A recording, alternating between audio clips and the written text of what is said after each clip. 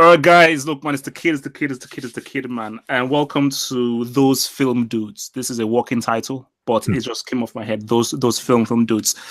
So it's me, Double H, and this is going to be like a series where me and my amigo here, we break down the classic films that we feel are must watches and full on films that you have to watch, and we give you the reasons why you have to watch them, as well as deconstructing and looking back and just taking apart these films. So let's introduce my partner in crime. Introduce yourself, dear sire. Hi. How's my mic, by the way? It sounds like I might be a bit echoey or like a bit No. You're actually louder than you. Unless you can hear an echo on your side. I can't see any echo on my side. So okay. you're pretty good. My name is Basildon. Do you know? You're so lucky that you said that before I actually sipped my thing, because I was about to just like spray hot chocolate all over my screen. Excuse me, Basil? What? Basil the Great Master Detective? Basildon. It's my name, man. You know you're gonna have to change that because okay, Basil, Dino, whatever it is. So our first film. Just call me Basil for now. Okay, Basil. So our first film is a film that me and my co-host is a very special film to us. Huge film, you know. It's a film that is pretty much, I would say, contributed to pretty much changing my life and how I viewed films and how I even viewed life. So we're doing The Matrix. Can you remember your first emotion when you first saw the film? What were your first ever raw emotions? I didn't really understand it. I just was like, I'm watching something that is way above my head, like way over my head. And it wasn't until like, and then going through like a sort of, awkward emo phase. The long leather coats and just the whole feel of it is something I latched onto. But it wasn't until I got a bit older and sort of started letting it all marinate that. Okay, so literally just focus on your first emotions. It was just you didn't understand what it was, or was that all very your first only emotions were just I didn't understand. I just I felt like I was watching something exciting and important, but I just didn't understand it. That was my first impression. Yeah, so basically, I mean, mine is sort of similar. Like, again, my first impressions, I had no idea what was happening. Like, I remember watching the VMAs before The Matrix, and in the VMAs, they always like do like mimic the films that have come out of that year. And I can't remember who it was. I think it's the woman from Desperate Housewives. She came onto the stage like with her head fully bald. I was like, wait, why is she bald? So I didn't really understand it. But then when I watched the film and I saw him bald, I was like, I had no idea why he was bald. I had no idea why he was in the pod. But all I knew was that, wow, this has some pretty cool action scenes. And when I first saw Bullet, I was like, wait, what the? I had no idea what the hell this was. So even afterwards, I said, like, I'm pretty sure I saw something pretty crazy, but I don't understand. I just don't understand it. So I didn't think that my brain could comprehend what the story was, why it was important, and just why people were so hyped up about it, apart from, pretty cool action scenes, but how different were those action scenes that I've seen in like John Woo films? But this again, they were just from first impressions. So let's just look at, first of all, the directing of the film. So again, like maybe I'll just kick things off here. The thing about this is the beauty of The Matrix and pretty much how the Wachowskis directed it is, in a sense, it was a game changer with regards to how we saw action, who we saw the action, who we saw the people doing the action, and also just the way that nothing was overcomplicated in the film. Like just everything was just very, very seamless, and you could see how basically it was the perfect marriage of sci-fi with good old Chinese kung fu. What you'd see in most Hollywood films are, okay, you've got like the sci-fi of like an event horizon, but when the action kicks in, it's either shaky cam or not very sophisticated. So why this was so crazy was that you had the accomplished sci-fi horror thriller kind of the direction of an Event Horizon, an Alien, or an Aliens, but you had the sophisticated wide shots direction of those old Chinese kung fu films. So those things married together was like, we've never really seen anything like this before. Yes. And I think that's one of the nice things about it, in that it's so like smooth. It's so easy to digest. Like, yeah, like the concepts can be like, initially it all is a bit overwhelming, but the film is so tight. It's so it just sits so nicely on the palate. It's just so, yeah, just tightly directed. But then you say about how it fits together. So would that point more to the directing or the editing? I mean, because he won the Oscar for editing. Oh, really? What was his name? Oh my god. Well, okay, well, yeah, he won the Oscar for editing. Because normally I actually know the name of the whole group, but why don't I know this group? Okay.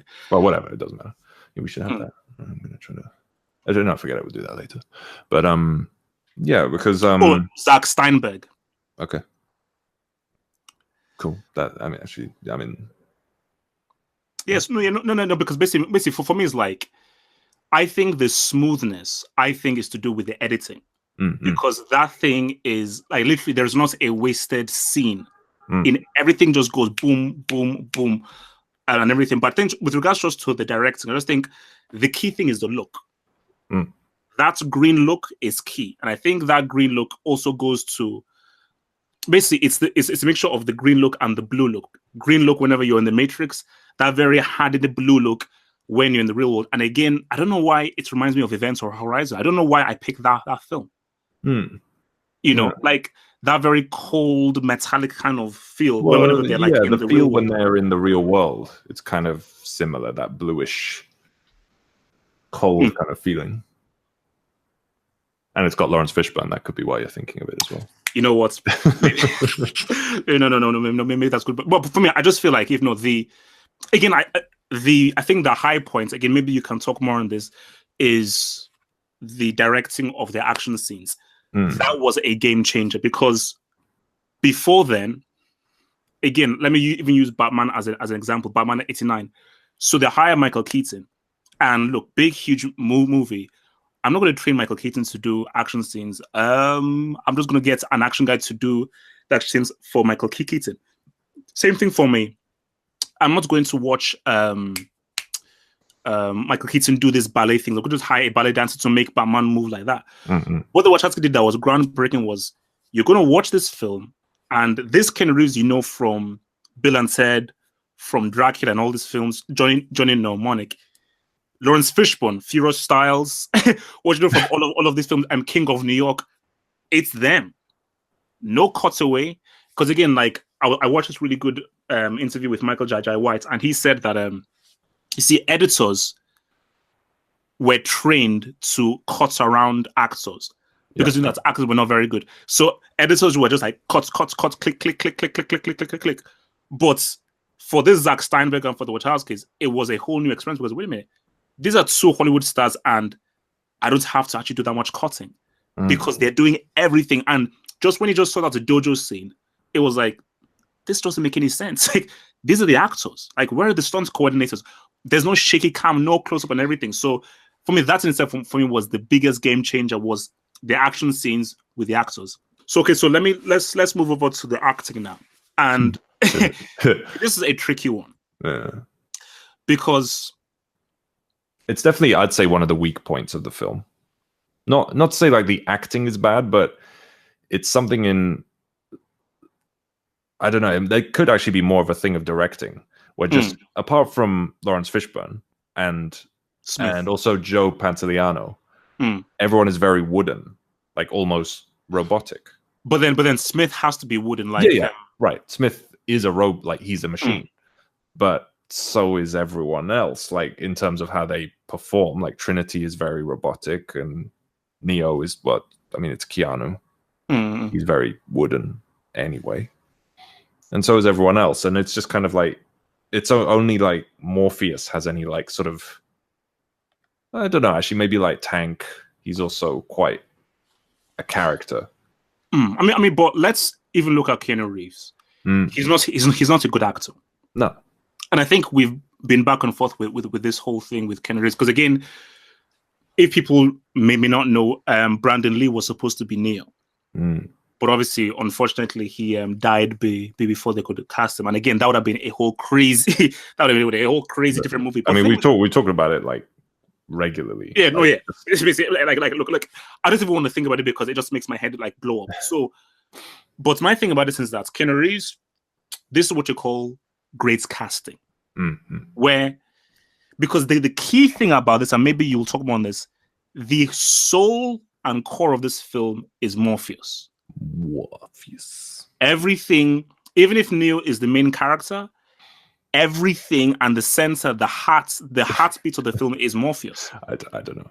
I don't entirely agree with that.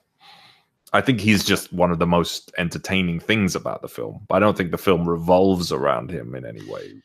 No, but you see, I never said, of course it revolves around Neo because we follow Neo and he follow his whole journey. But as far as why is this war important? What is the Matrix? What is the real world? Why should we care about Neo's journey? Why should we care about what the hero is going for? Keanu Reeves doesn't make us care. Right. Morpheus makes us care. That's a good point, yeah. You know, Morpheus makes us care. Like, the reason why, like, oh no, this real world thing really means something. Zion means something.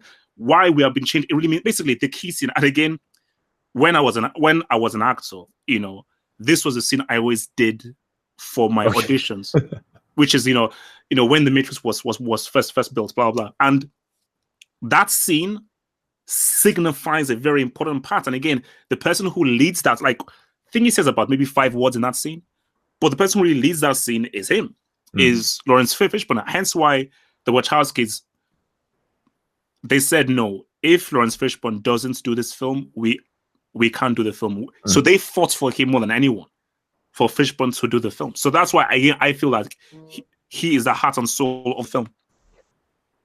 Yeah, that's fair. So, with regards to Carrie-Anne Moss, what's your view on her Trinity? I think she was she seemed to get a lot more wooden in the sequels. Let's keep it on Matrix 1. Okay. Let's I think she was fine. Like, I don't think Trinity really has that much to do in this film. Like, you know, there's not much I feel like any actress could have really done with her. She could have been a lot. You know what I always say with people. She could have been a lot worse. Sure, and yeah, she could have been. I just think that, but as in, like, she wasn't bad in any way. Oh no. Like, she didn't have much to do. It's almost as in, like, it's like, I mean, especially in this role, because this is a very difficult role for a female. Hence why Sigourney Weaver was such a hard role to cast. Because for a woman to not annoy you and just be the right blend of femininity what? For a woman to not annoy you, like, what's no. Look, in a role like this, because in 2019, you'd want to have the woman who, in this action film, where, like, you know, oh gosh, like they just somehow they detract from it because they just don't fit, because you know. So it was, I just thought, you know, for her, like, she just had. But you said Sigourney Weaver, though. Yeah. Don't you mean Carrie-Anne Moss? No. I'm saying no. I was using that as an example. Oh, right. In Alien, which is why she was so great in Alien. Yeah. She was just the right balance of, like, being strong, firm, but also keeping her femininity as well, which I think that Carrie-Anne Moss did really well. So for me, I just felt like even if Keanu Reeves is not that strong an actor, I think even you made the point, he's like an empty vessel. And because he's an empty vessel, he works as he's the one. So, and you can kind of, I guess, put yourself there a bit. Like, he's a bit of a, he's empty for you to put yourself in. But then he's also Keanu, and Keanu's so iconic and Keanu-ish. So in your view, so let's just say we move past First Impressions. You've watched it 6, 7, 5, 6, 7, 800 times. So why do you feel the film has this lasting impact? A classic. Well, see, that's where the discussion really gets its teeth, because there's so much about it that sort of seems to be kind of groundbreaking and that hasn't really been replicated, or like at least not successfully. No, but not just, sorry to cut it short, but this is what I say to people, and I think I posted this on a Reddit thing or somewhere. I believe that this is the most relevant and important film ever made. I believe that this film is relevant to anybody in any culture anywhere. I don't feel like if there's any other film that has a message that can speak to anybody anywhere in the world. What about Crash? I mean, how many people experience racism in LA or what? Wait, come on! Don't bring Crash into Yeah, I mean, sure. I mean, I think I can see where you're coming from, and we could maybe get into that. But like, I don't know. Like off the top of my head, one thing about it that seems that works so seamlessly in the film that I would struggle to find another example where it works this well, is where gender and ethnicity just don't seem to matter at all. Like there's no... Well, I mean, you can argue Star Trek. Yeah, but sure. Yeah. Maybe. But I suppose that's like a TV series, not really. But also there seemed to be such like, I don't know, maybe weight behind each casting choice. Like Uhura was such, it was like a deal, you know. Yeah. Because it was in the 60s, and like Martin Luther King had to force her to. Okay, this is a big deal. There's a Japanese guy. It's a big deal. There's a black woman. Whereas in the Matrix, it's just kind of happens, and no one talks about it, and no one sort of really mentions it, and it's like, it's cool. It works really well, and obviously, we're not talking about the sequels, but it works well in the sequels as well. And like, it just feels so right, and it feels so like, I don't know, like it's just such a refreshing film to watch in that respect, and it just doesn't really seem to happen. Like, diversity seems to be, well, I mean, nowadays it's sort of the flavor. It's like the buzzword. I mean, for instance, like in Star Wars. Yeah, it's that's the main example. So cast a black character or an Asian character. Yeah, it's like, hey, that's the black car. Oh, that's the Asian character. Here you go. So yeah, and it's like, yeah, there's not enough of this type. Anyway, we don't want to get into a whole discussion about representation, but I just feel the Matrix does it really well and very just like coolly, in the sense that there's no attention drawn to it. And not to say that's like how it should be or anything like that. I just think it's nice, and it's just like it's a nice thing about watching that film. But sorry, go on. No, I think for me, like, that is why I've always said Matrix over Star Wars. Because Matrix, I've always said, like, if you've got shades and the leather jackets, you're in the Matrix. That's it. Like, you like, it's like there is no racial thing, because even I think maybe even you make a good point about Star Trek. Star Trek, like Roddenberry almost made the point that, I really want this to be a racially mixed thing. In the Matrix, it's not even brought up. It's just, these are just the characters there. So, and even when you look at Morpheus, he's not the black captain, and nothing that he does is black. He's just Morpheus. He's just Morpheus, and that's just what he is. And it's like, it's such a shame that you see what the Matrix did, the character of Morpheus, and no films didn't really take up that baton. In that way, So, but no. But for me, like, I think, like, again, there's so many different reasons why this could be a classic. But I feel that the film works on so many levels, and I think this is what the philosopher Cornel West actually said. He said, like, is Cornel West. No, I said, ooh. Yeah, he was in the second film and the third film on the council. Mhm. He said that if you imagine like the Matrix has like 400 levels, so 400 is like the most levels you can get. People can walk away with 20 levels, 50 levels, 250 levels, or even 400 levels. Right. However much you walk away with, you'll still be fulfilled. So if you only like the action, you'll be really happy with the action. If you like the action, well, with a little bit of story, that's full. But if it gets all the philosophy, the spoon bending, the green code, the white rabbits, all that kind of stuff, then you get that full enriched experience. Whatever experience you have, you happily have, and it's like, yeah.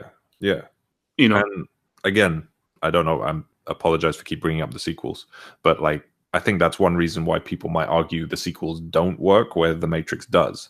Whereas you can kind of approach the Matrix from any angle, like as in you can watch it just as like a fun film, a fun blockbuster. Whereas the sequels you can't really, like even though they do have amazing set pieces and action, they're a lot more heavy and they sort of demand a lot more from you. Sorry about the noise. Yeah, because it just works. It's just because it's like I said earlier. It's so tight. It's so well paced. There's no wasted time. It's just like it's snappy. It's fun and it's just interesting and it's like it's heavy but just the right amount. It doesn't like bat you up. It doesn't bash you over the head with anything. It's got cool ideas and it's like it's deep but not like it's not pretentious. Yeah, no, and again, that's the key thing. And I always say the key thing is balance. Like, is a perfect balance of some very heavy philosophy that doesn't reveal itself that it's really heavy philosophy, but it balances well with the philosophy and the action. So the action is like a nice little attraction just to like easily just kind of like entice you in. So learning about all of the deep things and philosophy of everything, and just sorry, go. No, you go. No, I mean basically just for me like. The concept of just the green code is something that I still live today.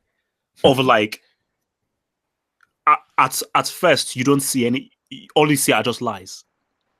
Your world, everything we just see as lies. But as you grow older and you learn more about the world, you now see the world differently. So you don't see blue walls or yellow walls anymore. You may see red or green walls. But just even that concept of when you just see Neo again, guys, spoilers, so you have to watch the the movie.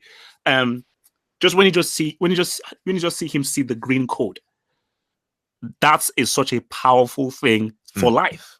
Yeah. Hence why I say like it's something that everybody can relate to, i.e., open your eyes. You may be living through a world where you think your eyes are open, but they're not actually really open. Yeah.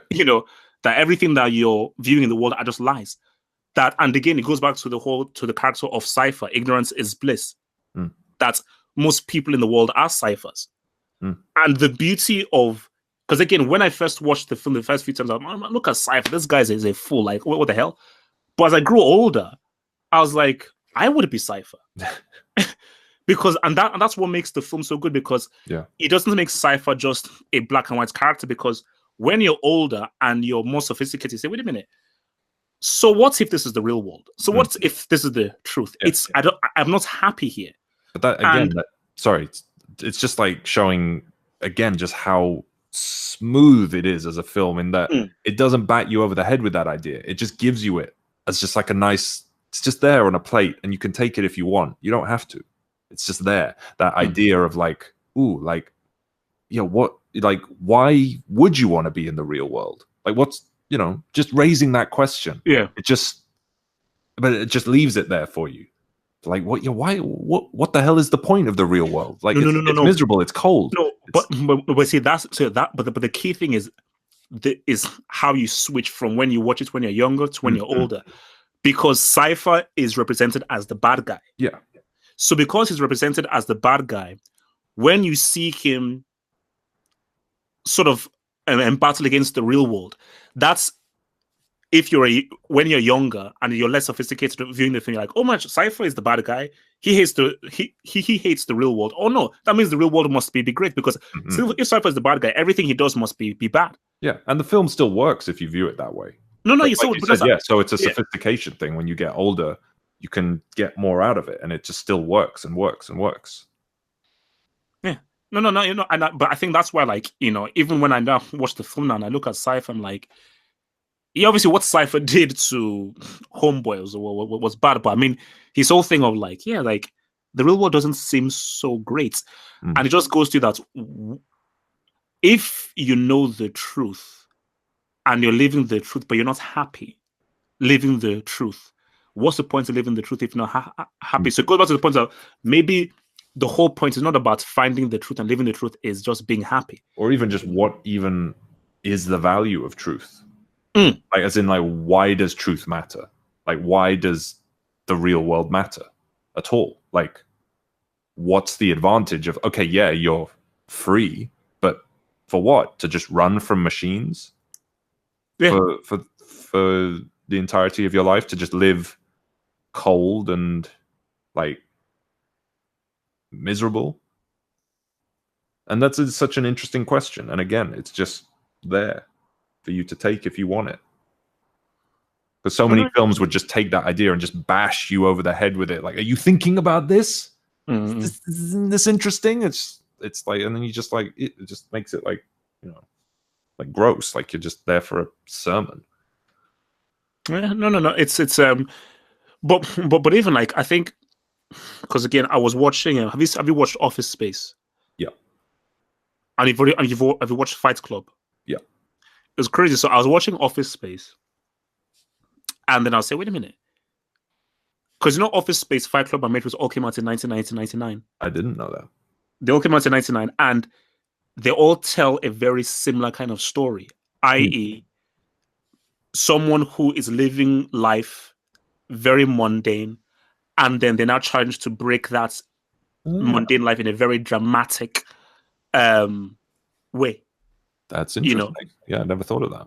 So it's like, for like in Office Space, obviously you could say that Peter Gibbons's Morpheus was that drug that he took. Again, for Edward Norton, his Morpheus was Brad Pitt. So, and it's just one of those things of like, and I think I was saying it on the Reddit board, that is it something that everybody was thinking at the end of the 90s, which is that, we want to break free from our workspace, from our cubicles and so forth and everything. So, but again, that's another thing about the Matrix, that it's delved into very deeply, which is that the system, breaking from the system. I could be completely wrong here, like in my memory of the 90s, but it could just be that like nothing was really happening, in the sense that there was no, like, things were just going sort of well, in terms of like the economy was good in most of the world. Things were just going sort of smoothly, so everyone was just kind of going through the motions. So there was that, perhaps idea of mundanity. Mundanity, is that a word? Yeah, I think it's just like, because like, films changed like sort of after 9/11, and things became a lot more like tense and more like I was watching this is going off on a bit of a tangent, but I was watching this video on like the difference between Independence Day and War of the Worlds, the Spielberg War of the Worlds, and like just how invasion narratives completely changed before, like pre and post 9/11, where things were like more optimistic in the 90s and more just sort of, anyway, this is going off on way on too. No, but it's true. No, but I think because it's sort of, because 100% like the decade and even the time you're in 100% informs the films that are being made. And like I've always said, like the 90s, some of the best films came out in the 90s. And what you always find is at the end of each decade, you always have one really crazy film. Like 79, you could argue Superman 1. 89, Batman changed how superhero films were being made. 99, The Matrix, again, enough said. 2009, Avatar, 3D and everything. So obviously this year we'll have to do you for something that is game changing this year. John McCree. John McCree. But no, but I think for me, like for The Matrix, I just feel that again, just because whenever I hear people haven't seen the film, and I just feel like it's the reason why it stands out. And again, maybe I'm wrong. Hence why, like, maybe people can tell us this in the comments and everything. there isn't quite a film like The Matrix in terms specifically on the different parts that make the film: philosophy, action, science fiction, and how it's put together. Because people say, "Oh no, like The Matrix isn't original. It copies Ghost in the Shell, it copies John Woo films and everything." But I mean, no. But I say no film is fully original. Like the originality of The Matrix is how it's been constructed. I've watched Ghost in the Shell. And it ain't The Matrix. Yeah, there are similarities, but no, it ain't The Matrix. I've seen all the key John Woo films: Hard Boiled, The Killer. Yes, like that. But they've like the Wachowskis. They used elements of Ghost in the Shell and John Woo films, but the way in which they did it was unique. I'm sorry, I never seen anything like Bullet Time before Bullet Time. It was and it's just so rare now to find a blockbuster film that's so original, that has such it's got such a unique style and such a unique voice and such a unique sort of it's no. I mean, but again, key example from what you just said, people would now argue Inception. And let me talk about and let me use Inception as an example. You see, the difference between Inception and The Matrix is, for Inception, this is where the balance just goes way off. It is so skewed towards information, people talking, long dialogues, that you don't get enough of the action and the visuals enough, which is why what the Wachowskis did was so difficult. Striking that balance, because Inception didn't strike the balance. It was too heavily skewed towards information and just jargon and just people giving speeches to try to explain what was happening. Unlike Matrix Reloaded, right? Look, just leave that movie, man. Look, that's my movie. Look, I've always said, like, when I first saw The Matrix, I had no idea what the hell it was. I left it. I watched Reloaded, blew my mind. Then I went back to The Matrix. I was like, oh, damn.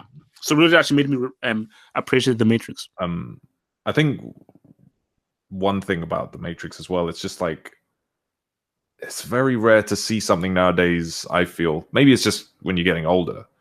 But something in the way The Matrix made you feel like, I have never seen anything like this before. And not just with like bullet time, like the innovation of bullet time, which then was copied and parodied for like the next 5-10 years. It's just the style of it. Like, you've never, like, the way, like, it was so unformulaic. It was, I mean, yeah, like you said, it did borrow heavily from other things, from anime, from even westerns, from Chinese martial arts films, but it was done in with such, I don't know, auteurship. It was no, but see, you've hit the nail on the head when you mentioned authorship. It goes back to the point that we're making of the 90s. Let me ask you this: could The Matrix be made in 2008? Well, no, that's like what I mean. You just don't. It just doesn't seem to happen anymore. No, okay, but let's just say that The Matrix never came out in 1999. Do you think something like The Matrix, as it was made, could be made in 2008 or 2015? I can't imagine it, no. But I couldn't say why. No, but see, and I'll tell you why. I believe that when Spider-Man came out in 2002, that changed everything. It now meant CGI, 150 million. So if the Wachowskis came to these people, said, we want to do this whole action thing, 150, 200 million, CGI, special effects here and there, it's going to have this, like, the culture, society informs the films that are being made. But so the iPhone, Twitter, social media, selfies, that psychology informs the films that are being made, especially the high budget films. But in 96, 97, when they were filming, I mean, you had stuff like, I mean, The People vs. Larry Flint, Pulp Fiction, Shawshank Redemption, very real films were being made. Yeah. So pre-CGI, pre-Spider-Man, this whole superhero stuff, you had to tell stories. Whether it's action, whether it's this, you had to tell stories. So it could only be made in the 90s. Sure. And I think that's why, because of the culture of films, how people were thinking before the real splash of technology, there's the whole splash of the superhero genre. It was the perfect time for it. Yeah, and also trench coats stopped being cool after the 90s. So so that was key with the trench. But it's like, it's a high concept martial arts action film. It's like, how do you sell that? It's not based off anything. It's not a sequel. It's not based off some classic work. It's a classic book, novel. It's not. It's completely just two guys. I mean, they were. Finish your point. Yeah, just two people. I was going to say two guys, but like, yeah, well, they were two guys, but yeah. No, wait. Yeah, Did idea. And sorry, am I allowed to swear? In moderation. Okay, I was just wrong. They just make that story. Big budget anime film, live action anime. Yeah. Did you see the Will Smith video where he talks about how he was almost? I mean, obviously, I know we've talked about him being potentially cast, but no, I didn't actually see a video about it. Yeah, no. I mean, like, I'll send you the link afterwards, because he basically talks about how they actually pitched it to him, and it was a horrible pitch, right. Because they said, "Oh well, you just like stand in the air like this, and bullets just go around you, and you sort of like go fall back, and the cameras, and we have like 10 cameras around you." And Will Smith was like, okay. maybe their heart wasn't in it in terms of like trying to get Will Smith. Maybe they kind of hoped he'd turn it down. No. There's just a thing of like, that's something that Keanu Reeves would just say, yeah, cool. That sounds cool. but for something like, because we're like, oh, whoa, man, cool. 10 cameras, oh, whoa. But like for a Will Smith, especially, this was the height. So this is before Wild Wild West. This was post Men in Black, and this is when Will Smith was the biggest movie star. Yeah, so we should do an episode on Wild Wild West. Oh God, yes. Oh God, yeah. No, I don't think anyone wants to remember that film. Yeah. No. But yeah, so yeah, it's like, just even the concept of it is insane. But I think I remember when the Wachowskis they wrote a little something on the Matrix box sets, and like they talked about how they wanted to make an action movie with brains, and that had never been done before. Like, action movies were always just this genre kept to itself. So they always said, like, because I was reading a thing, they always said that, why can't action movies be smart? Yeah, So they said, like, we are huge action movie fans. We said, wait a minute, we're action movie fans, but we also love philosophy as well. So why can't action films be smart and clever? Why can't they have a very clever, intricate story? Yeah. And that in itself is groundbreaking. Of the action is action, well shot action, but a very intricate, clever story. That had basically merging those two genres had never happened before. So that in itself, because if you just think about it, this film is working on so many levels. Because again, like, I respect 2001: A Space Odyssey, and how people say, no, that this film has so many different levels. Same thing with what's it called, Citizen Kane. Yeah, I've watched Citizen Kane. I've watched Space Odyssey. Now, I'm not trying to like compare films, say one is better or not, but when you watch Space Odyssey, you can very much miss all the different things that people are saying that should be there. But in The Matrix, it's all there, but it doesn't hit you with it. Yeah. Even if you go away not understanding the philosophy, it's there. But because you loved the action so much, you're like, you know what? I want to revisit the film. So that was for me. For me, I was like, okay, I didn't understand the film, but the action was so good. It was so different. Okay, let me have a second go, a third go, because let me watch the action again. But as I watch it again, I enjoy the action. But okay, oh, this is what it's about. Oh, flip. Okay, damn. Yeah, man. And that's a very difficult, and that is a very difficult thing to do. And I think, unfortunately, these days, okay, look, let's bring up Marvel films. I mean, It's like these days films are just tick boxes of like, okay, hero, this, that, joke here, joke there, big massive scene, evil guy, boom, there we go. Hey, yeah, and that's it. That's the thing. There's like Marvel films are very they're pleasant to watch, like as in like they're fun and they're exciting, but you pretty much know what you'll get, even if you haven't seen the film. You know exactly what you're sort of getting. Oh yeah, 100%. And it's not a problem because they're well made. But it's like you would like to go into the Matrix for the first time. Oh, there is no way you'll know what's coming. Like it's so unique. It's so rich. It's such a singular experience, and that's something that's kind of missing. And it's sad. It's a shame that we can't go to the cinema and just be really shocked, really surprised, like really just pleasantly surprised. Like you have no idea what to expect, and it does happen with certain genres. Like Us is a film like I have no idea what to expect, and I'm like sort of there's that kind of feeling of, you know, what's gonna. I have no way to sort of like piece together like what's gonna happen. Yeah. And I'm not talking about like plot points. I just mean like just with Marvel films, you might not know the exact plot points that are gonna happen, but you know what you can see. It's like if you go to a roller coaster and you've already looked at the track, and you're kind of like, okay, I know where the dips are gonna be. I know where the spins are gonna be. All right. Whereas something like Us or The Matrix, it's like you're just going through a dark tunnel. You don't know what the hell is going to happen. I know, and that's like the beauty of film, is that you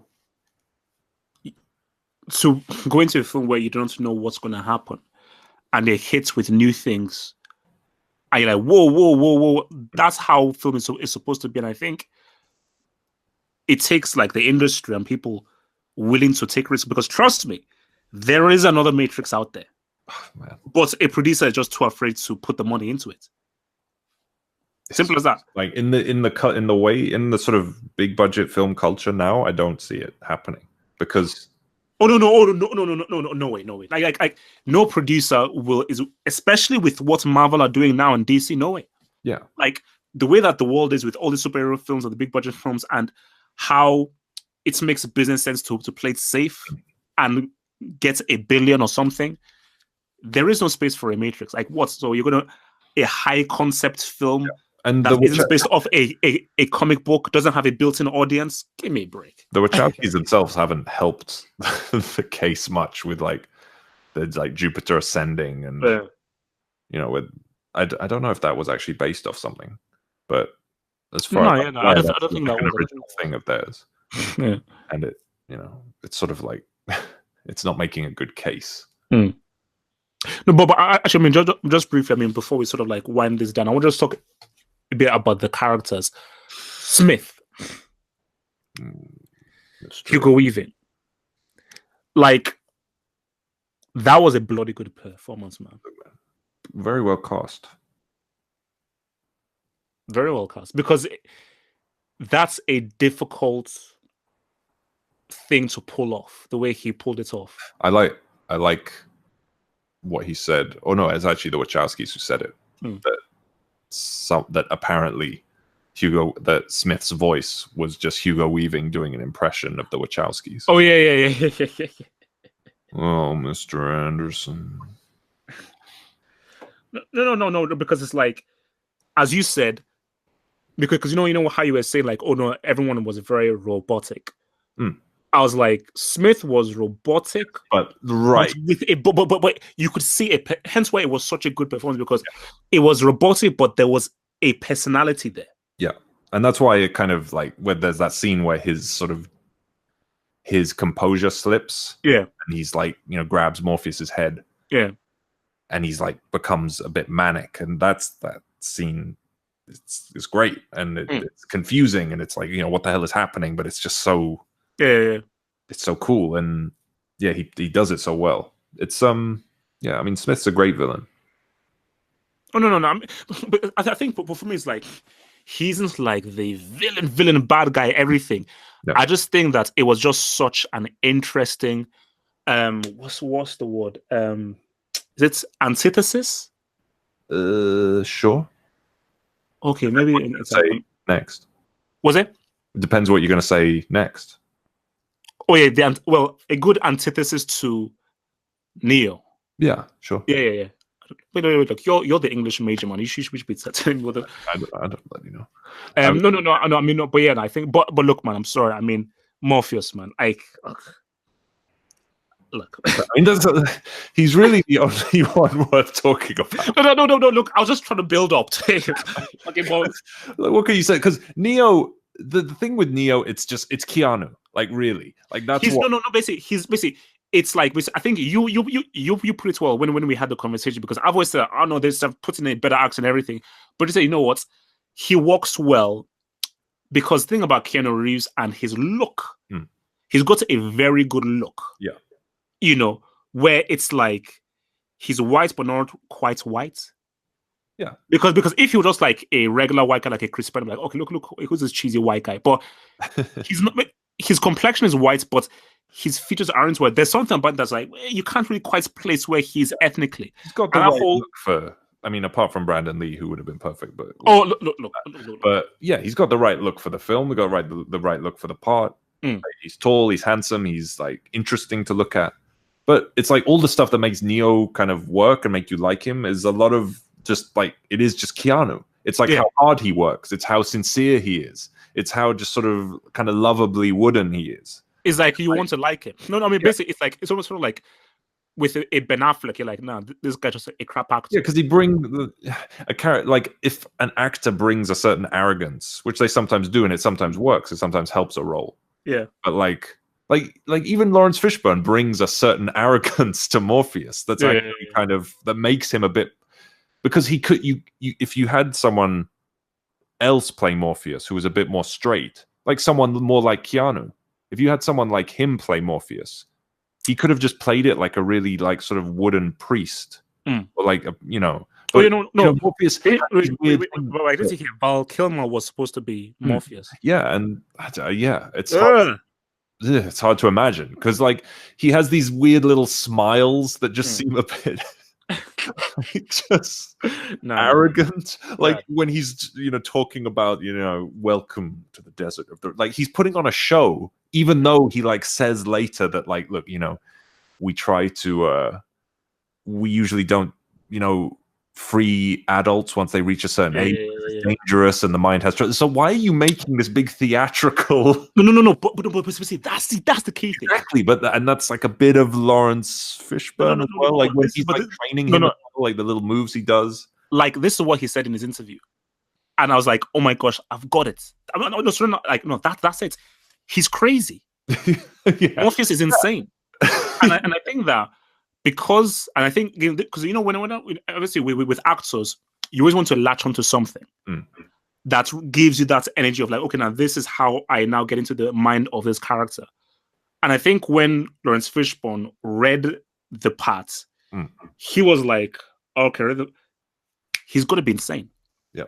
And if I get it that he's insane, that's my into the character and how I then portray him. So then when you watch the film and let's say, no, based on what he believes, what the Oracle told him, he's insane. It just makes what he does in the film make sense. But which is why I said that he is the heart and soul of the film, because you believe in the messed up nature of the Matrix because of Morpheus. You believe in the real world.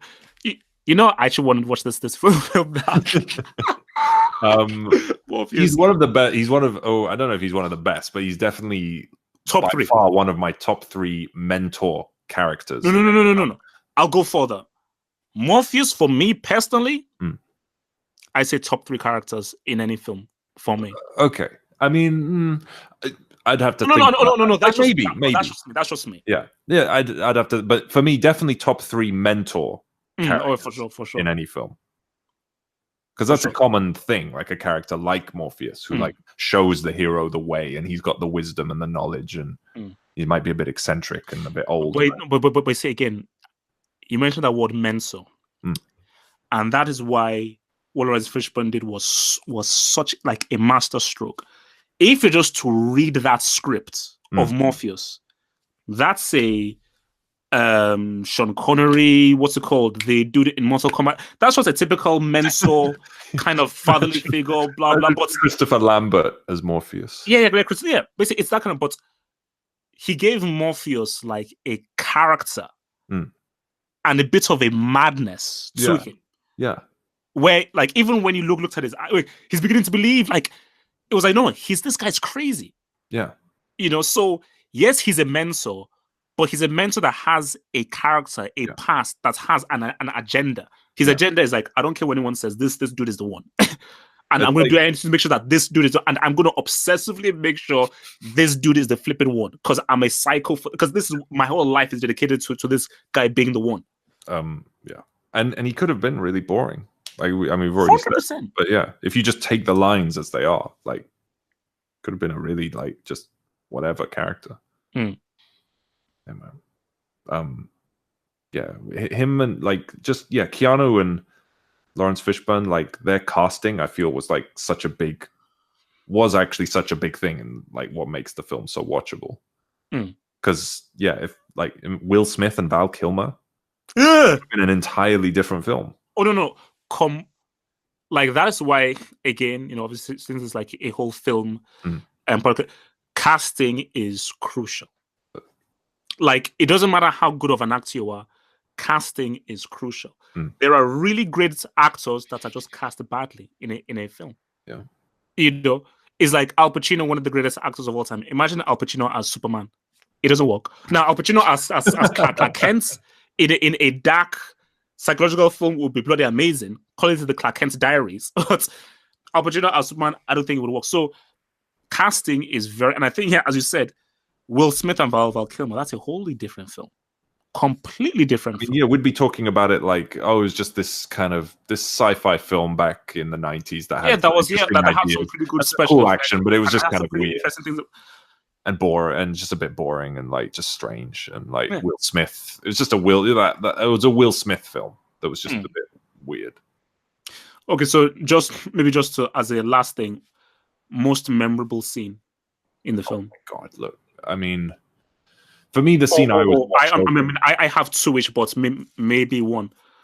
The scene I watched over and over was memorable or most powerful scene. Yeah, I mean, the scene I would watch constantly is just the training scene, the dojo scene. Oh yeah.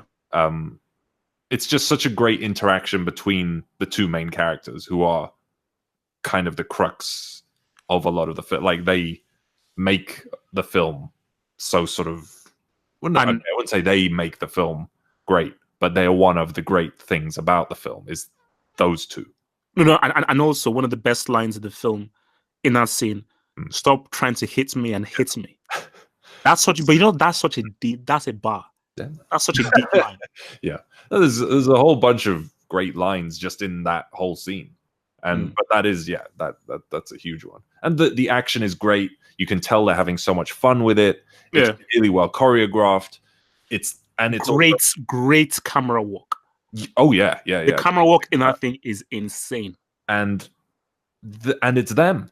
Like, and it's such a fun and refreshing thing to see. Like, it's these two guys who are not martial arts actors in any way, and they're doing these crazy. And it's not like I've seen these guys in all these different films. These guys are actually doing it. Basically, it had never been done before, where Hollywood actors are doing like a 5-minute action scene without any cuts in a wide shot. And never been done before. Like, I mean, obviously they're not Tony Jaa, where you're watching them like, whoa, look at what this guy's doing. But they're doing it, like, as in they're making it work. It doesn't look silly. Basically, no actor had ever done action to that sophisticated level ever before. So, yeah. Yeah. And so, yeah, I feel like that scene just covers like it's such a little package of just what makes the Matrix so great. It's got great action. It's just really well filmed, great directorial choices, really well edited, it's got and just great performances, great lines. It's just got cool ideas, like just with the idea of like just that training room as like a little kind of mini Matrix itself, which is like it's how Neo is learning to break the rules of the Matrix and how to like push his mind, and it's such a great perfect training scene. I know kung fu. Okay, so that's your number one scene then. Yeah. Obviously, for me, like I would say, like obviously when Morpheus explains the Matrix to Neo, for me, like that's like my scene. You know, like I say that to myself like almost every day before I have Isha and everything. But the most powerful scene for me is when he wakes up and sees everything in green code. Like for me, that's like the music, how it's shot, how he gets up, how he then takes out the agents. No. Just how that is just done. I'm like, no, that's, and I don't know how they do it, but I thought they should have somehow ended the film there. Yeah, because the ending is a little like, yeah, like with the photo, also hear him like flying up. Like if there's somehow found a way to end it of him seeing everything in green code. Yeah, I mean, the ending is not like, I mean, the ending into story wise is perfect. Yeah. Just like the ending, like the very last sort of shot scene, it's just like it's fine. It's whatever. It's a little clunky, like him talking to someone. Yeah. Where we go from there? The choice I leave to you. Great. So, does it have a great soundtrack? It's got an alright soundtrack. Yeah, so I'm no Rage Against the Machine. You know? I mean, that's the credits. It's like, does the film have a great soundtrack? You see, it's got an alright soundtrack. But you know, again, this is something that I learned again when I first saw it. I was like, yeah, the music is. I mean, it's very minimal. It's just there. Yeah. But when I listened to it again, like what Don Davis did, it's minimal but very effective. Yeah, you're right. Very effective. It's like if you just listen to it again, it's like. And that's the beauty of a really good music, where it doesn't try to take over the film from you, but you know it's there. It's like, it was like there's just something about it, but it just because even just those two notes, you know you're in the Matrix, and those are just two notes. And I knew exactly. Like, I could immediately just hear that. Yeah, those notes. Yeah, like, and it's very few notes, but it's so simple. But you know that, boom, you're in the Matrix. There is no complicated theme, and it's just 2-3 notes. Boom, you know that you're there.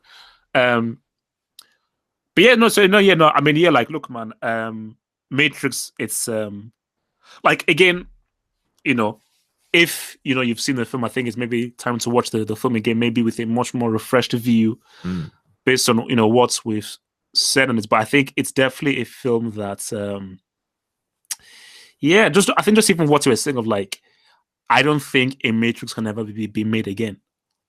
I mean, unless society just completely changes and flips and somehow reverts back to how it was in the 90s and 80s. I just think that in this superhero CGI 150 million kind of world that we're in, I don't know where because someone out there has a Matrix-like idea, 100%. Like I told you to watch this film called Upgrade. That's a pretty interesting film. Oh yeah, so I need to see that.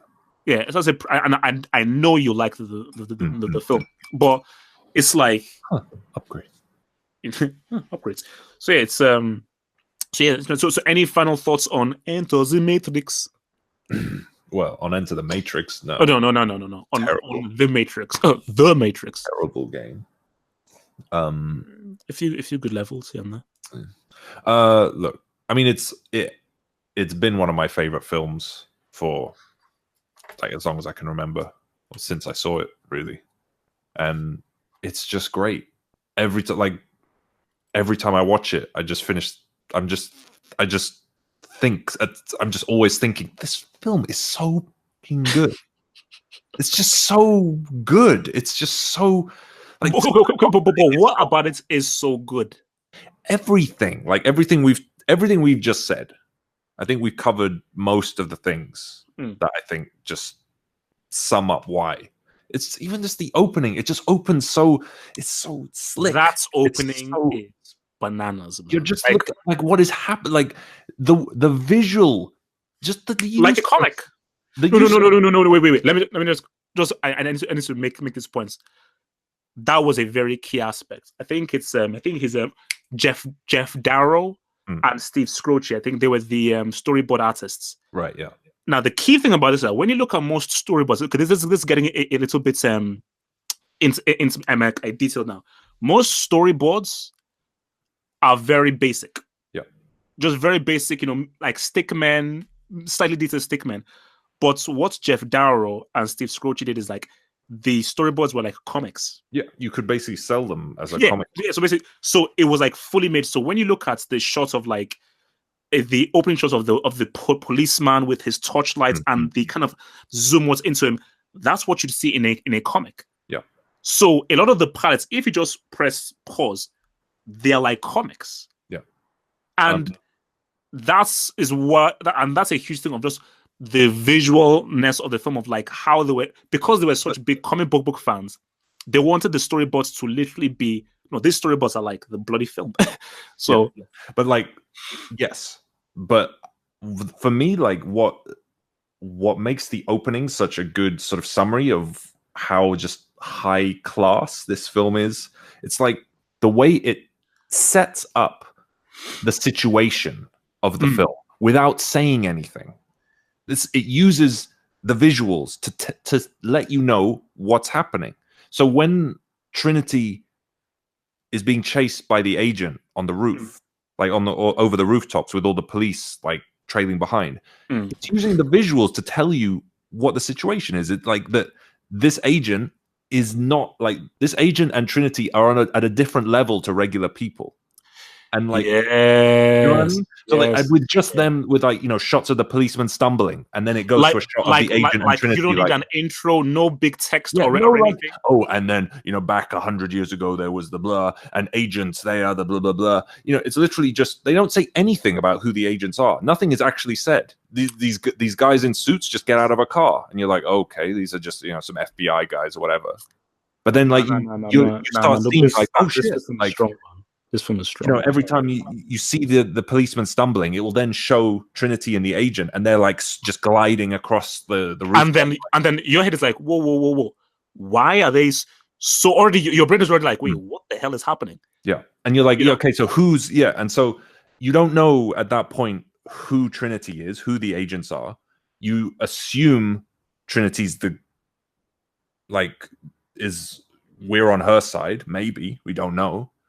But just like already we get the sense that these two are there's something different about them, or they're operating at something that's like not human.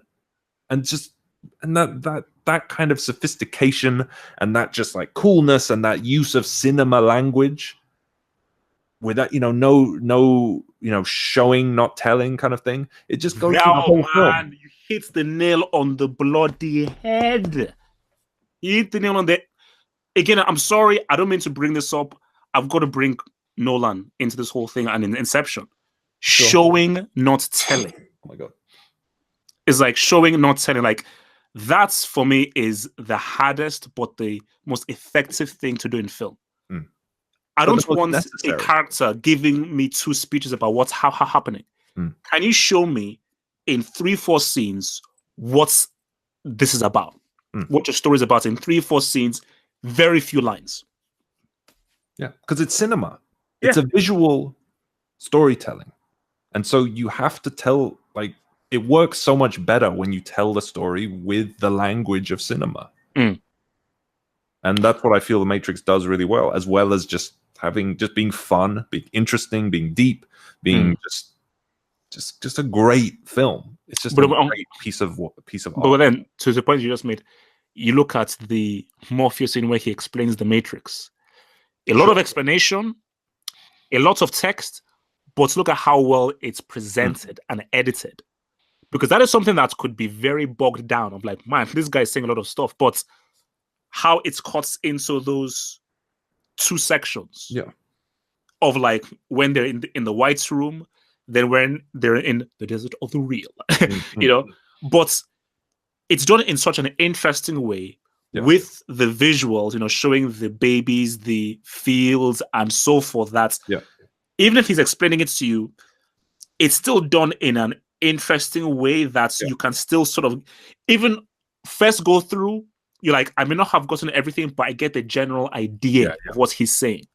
So second, third time through, all right, I now get it. All right, they're in this Matrix thing. Okay, they blotted out the sun. Aha, I now get it. It's not coming through to me. And again, as I said, visual storytelling. Yeah, it's visual storytelling. Such a good film. Like the only things I could say against it would be nitpicky. Would just be like, the acting is a bit wooden from some of them, but that doesn't even really detract. No, it's like the good far outweighs the bad, man. No. Look, classic movie. Okay, so guys, look, man, that's it for the Matrix. So guys, look, man, in the comments below, in your comments, tell us which classic film do you want us to break down next? Which classic film do you want us to break down next? If there are any other classic films you want us to dive in, put it in the comments below, man. So Basil of Brickell Street or whatever your bloody name is. It's been swell. So hopefully I'll see you again next week, man, for our next classic film breakdown, man. Excellent. Looking forward to it. All right. Peace out.